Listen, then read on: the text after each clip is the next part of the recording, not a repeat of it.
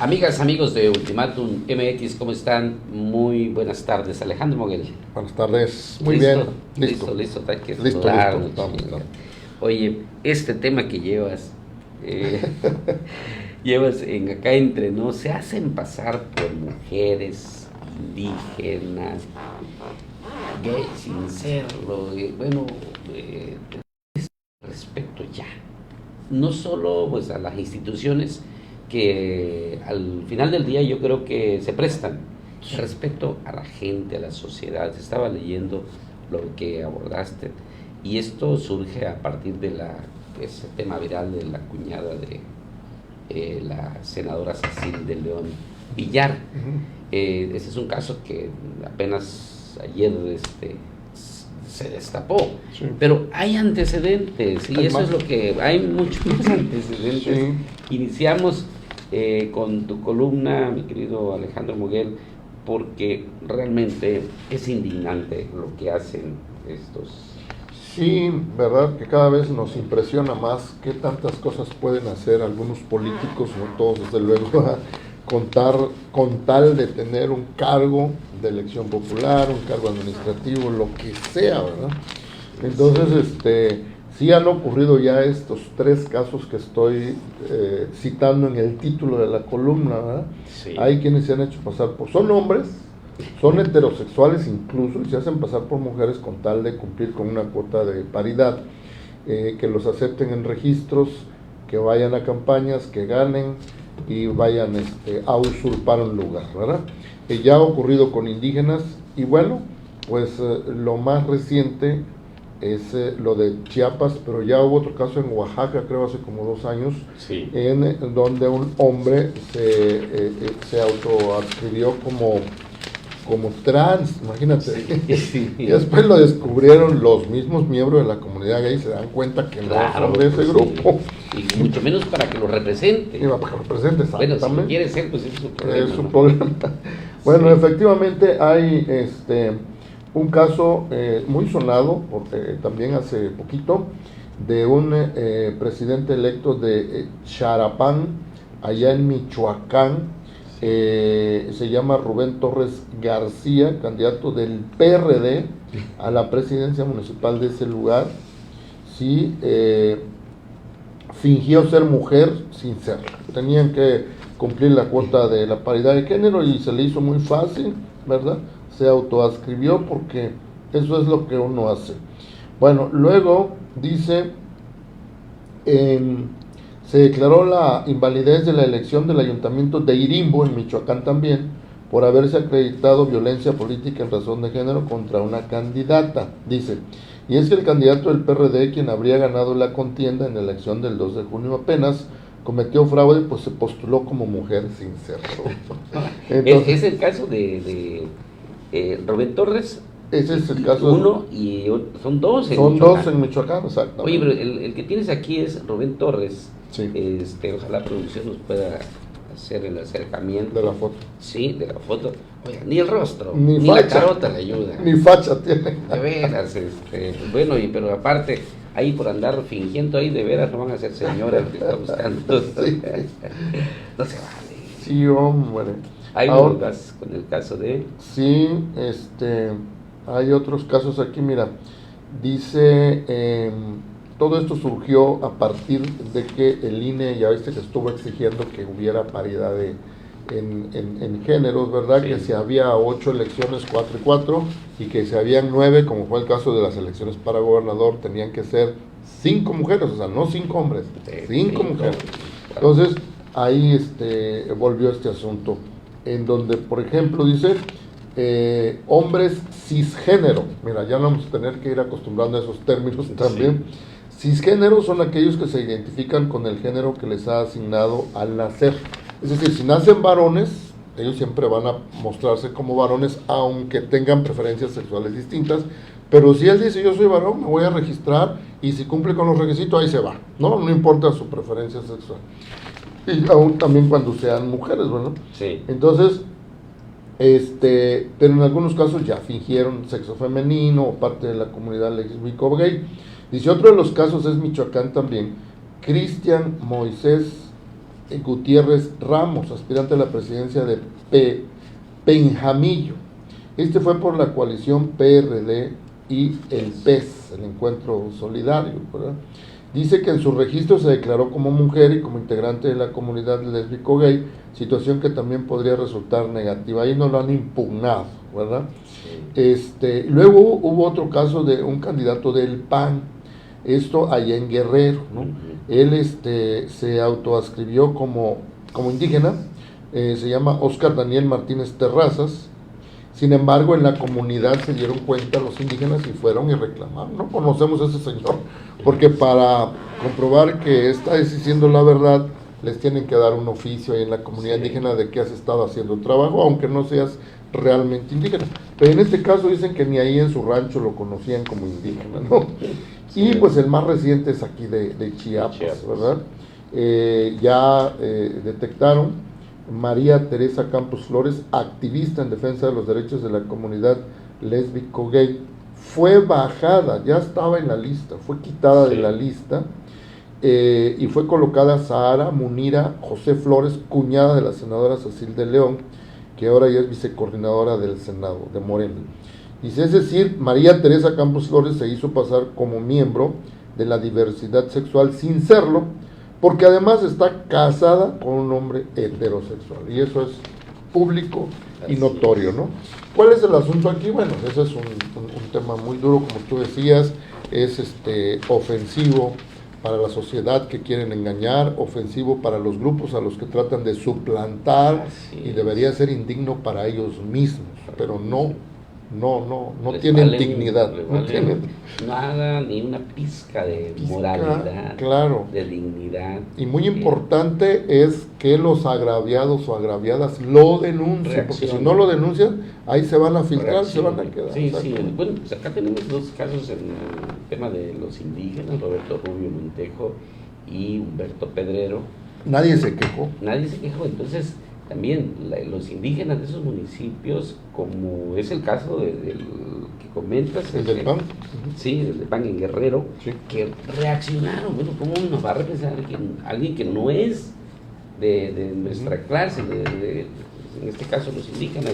Aquí los dejaron ser, y bueno, pues no se vale. Qué bueno que este caso lo ha puesto María Teresa. Ella fue la que denunció. Sí. La que denunció, dio una conferencia y bueno. Ya se hizo visible. Ya visible y debe tener una respuesta contundente y no puede permitirse que se acabe la simulación, pues, si de verdad quieren que haya acciones afirmativas para darle representación a esos grupos minoritarios, pues que se cumplan. Así es. Muy bien, en otro tema, el que llevo en tarot político, porque a Cero se le acabó la reelección, pues hizo una cantidad de maniobras, cochinero en el proceso electoral y específicamente en el día de la jornada electoral del 2 de junio pasado. Ahí quedó al descubierto que los funcionarios, pero que hizo una maniobra de poner unos nombres y luego cambió, los propios funcionarios del ayuntamiento eran funcionarios y miembros del consejo del IEPC. Entonces, quien se encargó de documentar fue el candidato del Partido Verde Ecologista, Daniel Marroquín, y el caso se fue al Tribunal Estatal y de ahí se fue a Jalapa. En Jalapa lo regresan al Tribunal Electoral del Estado de Chiapas para que revise, y está hablando de determinada número de casillas que debió abrir y que ahí ya tiene una diferencia de 1,100 votos. Entonces, lo más seguro es que el Jalapa le pide al Tribunal Electoral del Estado de Chiapas que abra no solo eso, sino otros que también fueron planteados ahí por la impugnación del Partido Verde, de que hubo maniobras y hay una cantidad de cosas ahí muy de podredumbre y que no pueden permitirse en los procesos electorales. Así es de que en este momento Jorge Acero está en graves aprietos y yo diría que ya no vuelve. Ahora, lo que está en entredicho es de que si el voto le favorece a Marroquín, según como se define la apertura de las casillas, o podría incluso el Congreso nombrar un consejo municipal. En eso está. Quiero decirles que ya están transcurriendo los 10 días hábiles que da Jalapa para que el Tribunal Electoral del Estado de Chiapas defina qué va a pasar. Pero lo evidente es de que Acero ya cayó. Incluso se dicen cualquier cantidad de cosas, que recibió dinero de los malos y que hasta con la corporación policíaca, los elementos de la policía ahí estuvo asusando y haciendo cualquier cantidad de cosas. Solo les recuerdo que Jorge Acero fue tesorero del ayuntamiento del diputado Joaquín Cebadúa Alba. Luego él lo impulsó para convertirlo, a pesar de ser de Chiapa de Corzo, en presidente municipal de Berriozábal. Ahora buscó la reelección y no le alcanzó. Por cierto, le pagó muy mal al diputado federal porque lo ignoró, lo desconoció. Apenas se había ya apoderado del ayuntamiento de Berriozábal. En otros temas quiero decirles que desde abajo, Emiliano Villatoro lleva una explicación de cómo quedaron las fuerzas políticas en el distrito número 5. Villatoro radica en San Cristóbal, conoce muy bien el contexto político y nos está diciendo cómo quedaron distribuidas las alcaldías. Está hablando de San Juan Cancuc, Tenejapa, Sinacantán, Chamula y San Cristóbal de las Casas. San Juan Cancuc y Sinacantán quedaron en el PRI. Tenejapa y San Cristóbal serán gobernados por Morena.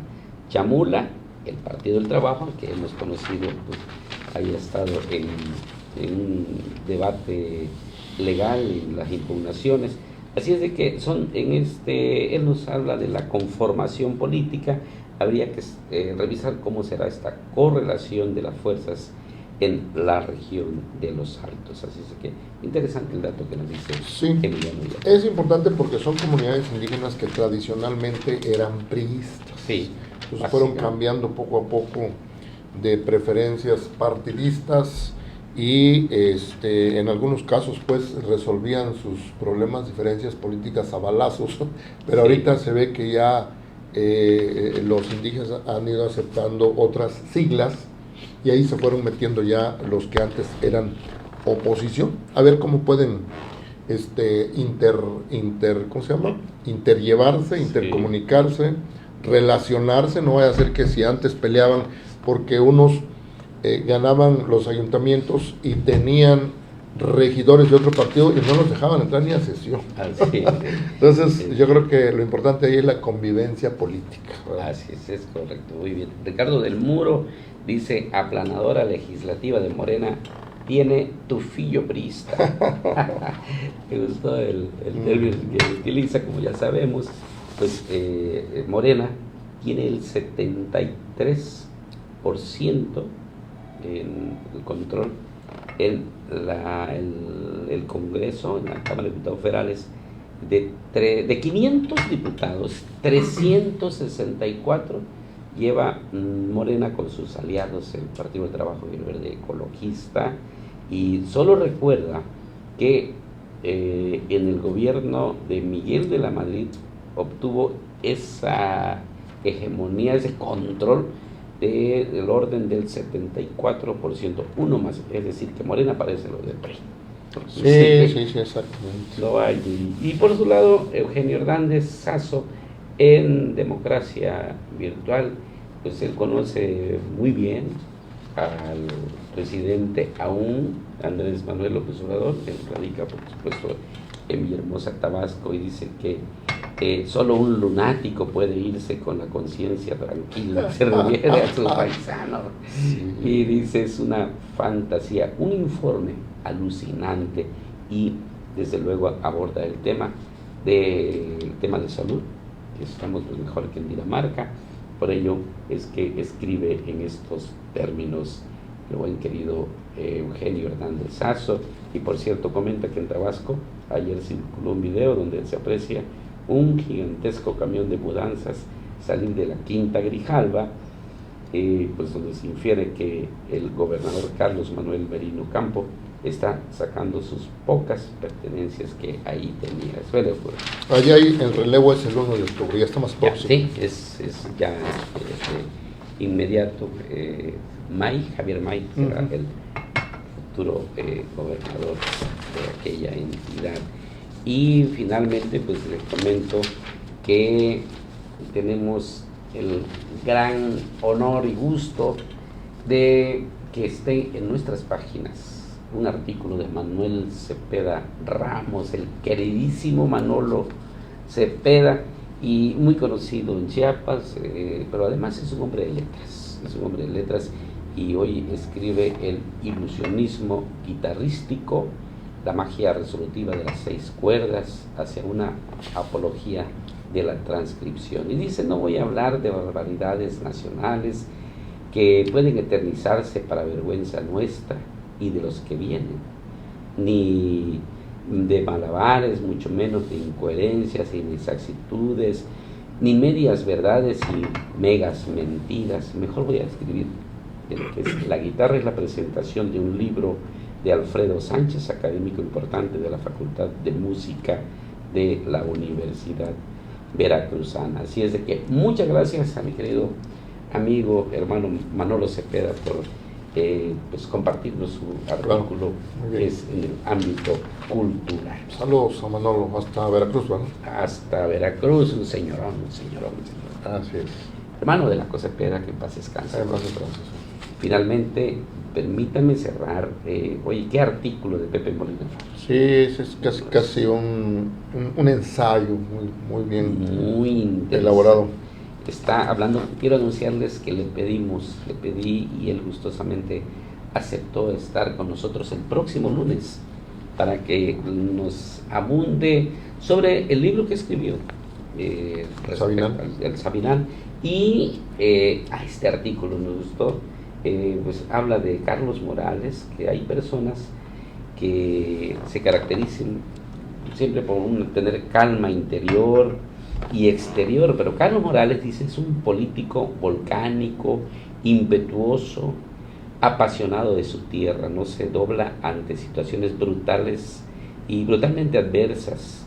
Se ha construido con perseverancia, paciencia y confianza en sí mismo, atributos que lo acompañan desde juventud. Avatares, triunfos y derrotas a lo largo de su camino. Y bueno, habla del amor profundo que le tiene a la ciudad, a su amada familia. Su legado histórico es para reconocerse, y que tiene asegurado un sitial de privilegio en la buena historia, esa que se juzga a sus gobernantes en función de la magnitud de los desafíos que enfrenta y cómo los resuelve. Dice, unificó a los contrarios, no los polarizó, no envenenó, y ya comienza a hablar sobre el ordenamiento financiero en este gobierno, en el tema del INVI, alumbrado público, medio ambiente, río Sabinal, y lo destaca y concluye diciendo que: Carlos Morales, te vas con la satisfacción del deber cumplido y el corazón en paz. Enhorabuena, presidente y amigo fraterno. Espléndido, como escribe nuestro querido maestro Pepe Molina Faros. Vamos a tenerlo, insisto, el próximo lunes para abundar sobre este artículo magistral y sobre el libro que ha escrito sobre el Sabinal. Concluimos el arsenal de plumas. Tendremos en la entrevista a Guillermo Mogueles, un integrante de la sociedad civil que vimos, lo busqué porque estuvo y participó en la marcha del domingo, que se unió los sectores, que estudiantes, que maestros y sociedad civil se han sumado a la lucha pues por lo que está pasando en el Poder Judicial. Así de que nos veremos con él a las 13 horas. Muchas gracias.